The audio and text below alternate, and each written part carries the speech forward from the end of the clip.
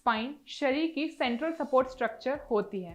यह आपको बैठने, खड़े होने, चलने, मुड़ने और झुकने में मदद करती है। एक स्वस्थ स्पाइन में 3 नेचुरल कर्व्स होते हैं जो एस आकार बनाते हैं। यह कर्व्स शरीर को लगने वाले शॉक्स को एब्जॉर्ब करते हैं और रीढ़ की हड्डी को चोट से बचाते हैं। इसमें 33 वर्टिब्रे 5 अलग अलग स्पाइन सेगमेंट्स बनाते हैं जो कि नेक यानी गर्दन से शुरू होकर रियर एंड यानी हिप तक जाते हैं। यह सेगमेंट्स में सर्वाइकल यानी नेक, थोरैसिक यानी मिडिल बैक, लंबर यानी लोअर बैक, सेक्रम और कोकिक्स यानी टेल बोन होते हैं। लंबे समय तक एक ही पोस्चर में बैठना या रहना, गलत तरीके से एक्सरसाइज करना, ओवरवेट होना आदि बैक पेन और स्पाइन डिफॉर्मिटी के मुख्य कारणों में से एक हैं। आइए देखते हैं इसी विषय पर लोकनाथ की डॉक्टर विक्रम सिंह भदौरिया जी से खास चर्चा।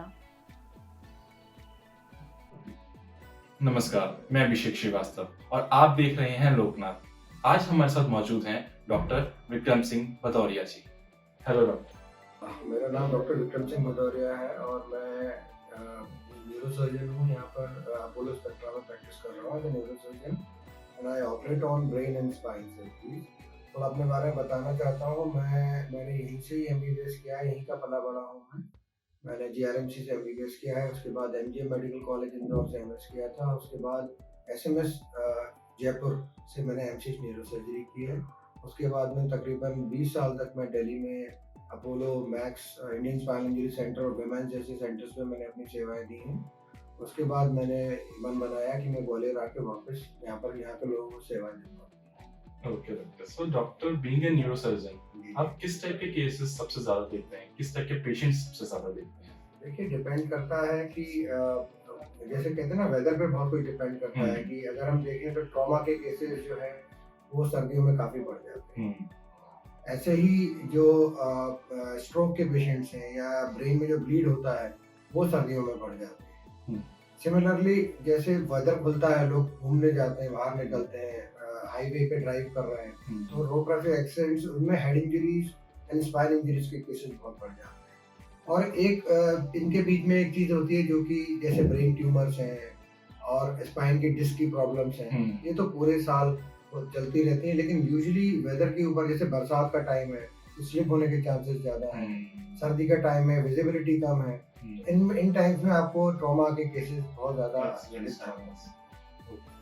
सो डॉक्टर, जैसे आपने बताया स्पाइन की भी, तो स्पाइन में आजकल यंगस्टर्स में भी ये प्रॉब्लम काफी बढ़ रही है, जो लंबे टाइम तक एक पोस्चर में, एक पोजीशन में बैठे रहते हैं, तो उसके कारण पेन या स्लिप डिस्क ये सब सबसे ज्यादा हो रहा है। तो इसके बारे में आप क्या कुछ बताना चाहेंगे? छोटी सी बात बताऊंगा। हम ये मान के चलें कि हमारी स्पाइन जो है हमारा बेस है, हमारी बॉडी का बेस है। जब से बच्चा पैदा होता है और मरने तक अगर स्पाइन में कोई भी प्रॉब्लम है तो आप नहीं चल सकते, ना आप ढंग से बैठ सकते। तो जाहिर सी बात है, जो चीज़ हमारे शरीर की इतनी इम्पोर्टेंट है तो हमें उसको उतनी इम्पोर्टेंस देनी पड़ेगी। सिंपल सी बात है समझने की। तो आप उसको ऐसे समझिए कि स्पाइन एक धनुष है। धनुष होता है, जैसे कि आपने देखा होगा, धनुष की जो तान होती है उसको आप जितना खींचते जाओ धनुष उतना ही टाइट होता जाता है, उसका एंगल उतना ही बढ़ता चला जाता है। तो सिमिलरली अगर हम इमेजिन करें तो जो हमारी रीढ़ की हड्डी है वो धनुष की जो आगे वाली जो होती है, जो सिरा होता है, और पीछे जो मांसपेशियां हैं हमारी, वो धनुष की तान की तरह एक्ट करती हैं। तो जितनी हमारी पीछे की मांसपेशियां स्ट्रॉन्ग रहेंगी, जितना हम उनको अच्छी एक्सरसाइज देते रहेंगे, उतना ही स्पाइन का कर्वेचर यानी कि धनुष का कर्वेचर बना रहेगा। तो जब धनुष पूरा टाइट रहता है तभी उससे तीर निकलता है, तभी वो तीर निशाने पे जाता है। तो ऐसे ही हमारे स्पाइन की मसल्स अगर टाइट रहेंगी तो हमारा काम सुचारू रूप से चलता रहेगा। ये एक छोटी सी बात है। अब प्रॉब्लम कहाँ आती है कि स्पाइन में प्रॉब्लम क्यों शुरू होती है? तो आजकल एक तो स्पाइन की अपनी बेसिक प्रॉब्लम होती है जो कि जन्म से होती है, उसको आप नहीं अवॉइड कर सकते। बच्चा पैदा हुआ उसको स्पाइन में प्रॉब्लम है, तो वो आजकल उसकी भी सुविधाएं हो गई हैं कि हम यूट्रस में जब बच्चा पेट में होता है तभी हम सोनोग्राफी से उसे डिटेक्ट कर सकते हैं, उसके भी करेक्शन हो सकते हैं। इसके और आगे जाए तो आजकल जेनेटिक इंजीनियरिंग चल रही है। जेनेटिक इंजीनियरिंग में आपको पता पड़ जाता है कि अगर 3-4 वीक हुए प्रेगनेंसी को, उसमें पता पड़ जाता है कि अगर कोई डिफेक्ट है तो आप प्रेगनेंसी को तभी टर्मिनेट कर सकते हो। तो ये साइंस बहुत एडवांस हो चुकी है। ये तो एक बात हो गई। दूसरा स्पाइन का पोर्शन आता है जो कि हमारे जिसको हम कहते हैं डिजेनरेटिव स्पाइन, मतलब कि जैसे गाड़ी है, मैं लेमन की लैंग्वेज में हाँ। समझाना चाहता हूँ। गाड़ी में जो 4 शॉकर्स होते हैं, आप ये मान के चलिए कि वो शॉकर और हमारी स्पाइन का सेम काम है। और उसको आप जैसे आप हम देखते हैं लोग अपनी गाड़ियों को बड़े प्यार से रखते हैं, उनको बहुत साफ सुथरा रखते हैं और अपने शरीर के साथ हर समय मतलब बहुत इग्नोरेंट रहते हैं। जैसे गाड़ी के 4 शॉकर अगर ठीक काम करेंगे तभी गाड़ी चलेगी ढंग से। और जब गाड़ी के शॉकर खराब होने लगते हैं तो क्या होता है, बजने लगती है गाड़ी, आवाज आने लगती है रोड पे जाके। सिमिलरली स्पाइन का भी यही है।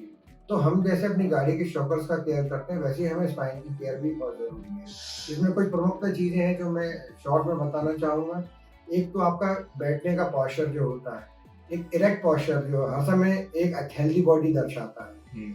जो पेशेंट जो लोग होते हैं बिल्कुल लाउजी टाइप के, कि वो बैठे और पाउच में सिंक कर गए, आगे की तरफ झुक के बैठ रहे हैं, और that is not a right posture for the spine.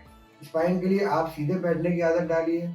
अगर खड़े हैं तो भी आपने देखा होगा कि लोग एक साइड टिल्ट होके खड़े हुए हैं, तो आप ये समझ लीजिए कि जिस स्पाइन को सीधे वेट ट्रांसमिशन की आदत है, उसका वेट ट्रांसमिशन अगर आपने साइड टिल्ट कर दिया अपने आप, तो वेट ट्रांसमिशन गलत जगह से हो रहा है। तो जब गलत जगह से ट्रांसमिशन होगा तो जाहिर सी बात है वो एरिया वजन लेने के लिए नहीं बना हुआ, तो थोड़े टाइम बाद वो दर्द होना शुरू हो जाए। ऐसे शुरू होती है स्पाइन की प्रॉब्लम।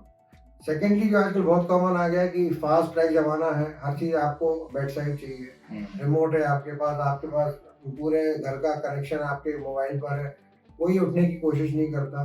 ठीक है, अच्छी बात है, टेक्नोलॉजी एडवांस हो रही है, वो हमारे एडवांटेज के लिए, लेकिन उसके साथ साथ हमें अपनी बॉडी को एक कंटिन्यूस एक्सरसाइज में रखना जरूरी होता है, जिसको हम कहते हैं फिजियोथेरेपी। इसके लिए आपको किसी के पास जाने की जरूरत नहीं। बहुत छोटे छोटे आसन होते हैं, जो भुजंग आसन है, जो आप YouTube पे देख लेते होंगे, सारी चीजें हैं। आपके जो आगे तरफ बेंड होने वाले आसन है वो सारे, बस ये छोटी छोटी चीजें आपको 5 मिनट सुबह और 5 मिनट शाम को करनी, जिससे कि आपकी बैक मसल्स की टोनिंग हो सके। तीसरी बात है कि वजन उठाना, वो बहुत इंपॉर्टेंट चीज होती है। मैंने 2 चीजें बताई, एक तो बैठना, खड़े होने का तरीका, तीसरा होता है वजन उठाना।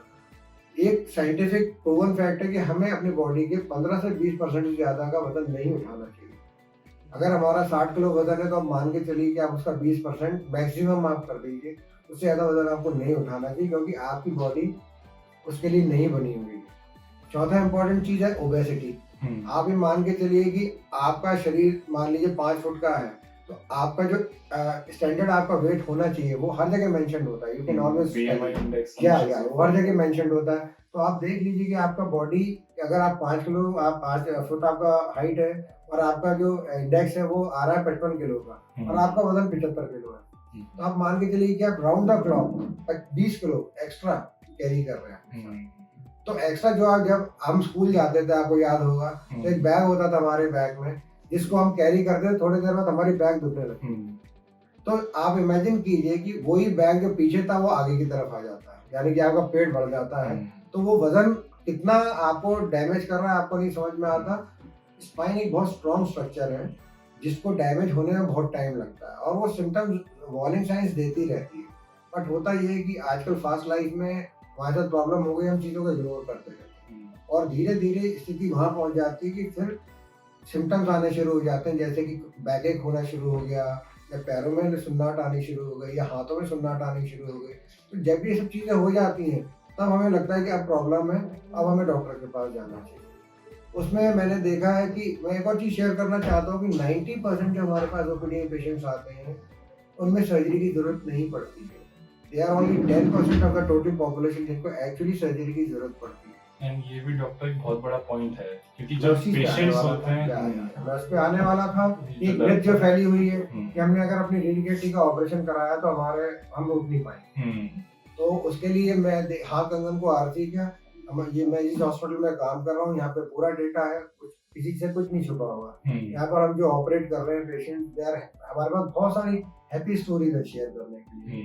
इतने सारे पेशेंट हैं जो चारों तरफ से बिल्कुल हताश होकर आए थे। इनफैक्ट दिल्ली में भी एम्स जैसे इंस्टीट्यूट में जाके भी उनको कोई पॉजिटिव वो नहीं मिल रहा था आंसर, यहाँ पर आए, उन्होंने ऑपरेट किया है मैंने, और आज की डेट में वो अब हमारी सोसाइटी में हमारी तरह ही घूम फिर रहे हैं। इसमें इम्पोर्टेंट चीज़ ये होती है, जब आपको एक स्पाइन की प्रॉब्लम हो गई है तो कुछ परहेज हैं वो आपको फॉलो करने पड़ते हैं। अगर आप वो फॉलो नहीं करोगे तो फिर वही बात है कि गाड़ी का अगर एक शॉकर खराब हो गया है तो आपको गाड़ी अगर ढंग से नहीं चलाओगे तो बाकी 3 शॉकर भी आपके खराब हो सकते हैं। तो आपकी स्पाइन में 4 सेगमेंट्स होते हैं, सर्वाइकल, डोर्सल, लंबर और सैक्रल। 4 पार्ट में डिवाइड किया गया है। तो अगर एक लेवल पे कोई प्रॉब्लम आ रही है और आपने परहेज नहीं रखा तो जाहिर सी बात है वो धीरे धीरे वो बढ़ती चली जाएगी। कॉमनली जो देखा गया है, जो सिटिंग जॉब में होते हैं उनकी सर्वाइकल, जैसे टीचर्स हैं या कंप्यूटर्स जो ऑपरेट करते हैं, इनका डेस्क जॉब है, उनमें सर्वाइकल की प्रॉब्लम ज़्यादा देखी गई है। जिनका फील्ड वर्क ज़्यादा है, जो वजन का काम ज़्यादा कर रहे हैं या ट्रैवलिंग का काम ज़्यादा कर रहे हैं, उनमें लंबर की प्रॉब्लम ज़्यादा देखी जाती है। तो ये इन शॉर्ट में सम अप करना चाहता हूँ कि स्पाइन की प्रॉब्लम्स आज की डेट में ट्रीटेबल हैं और हमारे पास दुनिया में जो भी हो रहा है इस समय स्पाइन सर्जरीज में, वो सारी फैसिलिटीज़ हमारे पास यहाँ अपोलो स्पेक्ट्रा में अंडर वन रूफ अवेलेबल है। तो इसलिए घबराए नहीं, क्योंकि एक चीज़ और बता रहा हूँ कि 90% पेशेंट्स को सर्जरी की जरूरत नहीं पड़ती है, लेकिन वो इस डर के मारे डॉक्टर के पास नहीं जाते हैं कि डॉक्टर उनको सर्जरी एडवाइस कर देगा तो क्या होगा। मैं आपको यकीन दिला रहा हूँ कि आप पेशेंट्स आते हैं हमारे पास, बहुत रिमोट एरिया से आते हैं, वो बेचारे घूम रहे होते हैं सालों से, 5-5 साल से घूम रहे होते हैं कि एक पैर धीरे धीरे दर्द हुआ, फिर सुन्न हो गया, फिर लकवा मार गया। बेचारे क्रचेस पे घूमते हुए आते हैं, इस होप में आते हैं कि हम तब भी इस होप में आते हैं कि हम दवाइयों से उनको ठीक करें। बट यही है कि मैं उनको समझाता हूँ, उनको थोड़ा सा ढांढस बनाता हूँ, थोड़ी सी हिम्मत देता हूँ, ऑपरेट कराया और यहाँ से सब लोग हैप्पी फेस लेके गए। तो we have got lot of happy stories.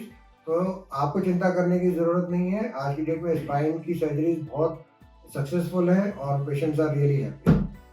Okay, thank you so much doctor, आपने इतनी वैल्यूएबल हमारे साथ इन्फॉर्मेशन शेयर करी। एंड हम प्रे करते हैं कि जिन भी लोग इंटरव्यू देखें उनको ये समझ में आए कि स्पाइन एक ऐसी दिक्कत है जो प्रॉपर ट्रीटमेंट से ठीक भी हो सकती है और सर्जरी ही जरूरी नहीं है, वो ट्रीटमेंट से भी। जाते जाते एक बात और मैं शेयर करना चाहता हूँ, आजकल जो एक जिम का जो ट्रेंड चला है लोगों के बीच में, तो सिर्फ जिम ज्वाइन करना जरूरी नहीं है। आप एक बॉडी बना सकते हो, लेकिन वो हेल्दी बॉडी हो इसकी कोई गारंटी नहीं है। तो बिफोर जिमिंग बहुत ज़रूरी है वार्म अप और बैलेंस डाइट। इसमें मैं ऐड करना चाहता हूँ कि हम आज की डेट में टेस्ट कराते हैं तो 90% पेशेंट्स का जो डेक्सा स्कैन है स्पाइन का, उसमें ऑस्टियोपोरोटिक चेंजेस आते हैं यंग पेशेंट्स में। विटामिन D3 ऑलमोस्ट 99% पेशेंट्स में डेफिशिएंसी आती है। कैल्शियम, B12 सबकी डेफिशिएंसी चल रही है। इसका कारण बहुत कुछ हो सकता है, लेकिन प्रमुखता ये होता है, एक तो सनलाइट एक्सपोजर नहीं है, दूसरा आज की डेट में जो सारा फूड हम ले रहे हैं सब अडल्ट्रेटेड है। पानी हम RO का पीते हैं जिसमें कि वो सारे मिनरल्स फिल्टर कर देता है। तो इम्पोर्टेंट चीज़ ये है कि हमें, अगर हम जिम जा रहे हैं और हम कुछ अपनी बॉडी बनाना चाहते हैं, तो हमें पहले अपना पूरा बेसिक प्रोफाइल ठीक करना जरूरी है कि हमारी बोन एक्चुअली उतना वजन उठाने लायक है कि नहीं है। क्योंकि होता ये है कि वो जिम में गए और उन्होंने 50 किलो वजन उठाया और वजन के दबाव में कोई कोलैप्स कर जाती है, स्पाइन फ्रैक्चर्स, बहुत सारे केसेस आते हैं, आप लोगों ने भी सुने हो। तो ये उन जिम गोअर्स के लिए है कि बिल्कुल जाइए आप जिम, बॉडी बनाने का सबको है, लेकिन उससे पहले अपने शरीर को टेस्ट कर लीजिए कि whether your body is ready for the gym और नॉट। ये थे हमारे साथ डॉक्टर विक्रम सिंह भदौरिया जी, जिन्होंने स्पाइन और खराब लाइफस्टाइल की वजह से लगातार बढ़ रही स्पाइन की परेशानियों से जुड़ी इतनी महत्वपूर्ण जानकारी हमारे साथ साझा करी। उन्होंने हमें बताया कि 90% से ज़्यादा केसेस में ऑपरेशन की ज़रूरत ही नहीं होती और जिनमें होती है वह सक्सेसफुली ऑपरेट किए जा रहे हैं। साथ ही उन्होंने जिम जाने से पहले अपनी बॉडी को समझने की सलाह भी दी है। इस विषय में किसी भी प्रकार की जानकारी के लिए आप स्वास्थ्य क्लिनिक शंकर चौक ललितपुर कॉलोनी पर संपर्क कर सकते हैं। साथ ही आप हमारे व्हाट्सएप नंबर 8109529416 पर मैसेज भी कर सकते हैं। ऐसे ही वीडियोस को देखने के लिए आप हमारे YouTube चैनल को सब्सक्राइब करें। साथ ही हमारे अन्य सोशल मीडिया हैंडल्स जैसे कि Instagram और Facebook को भी आप फॉलो कर सकते हैं।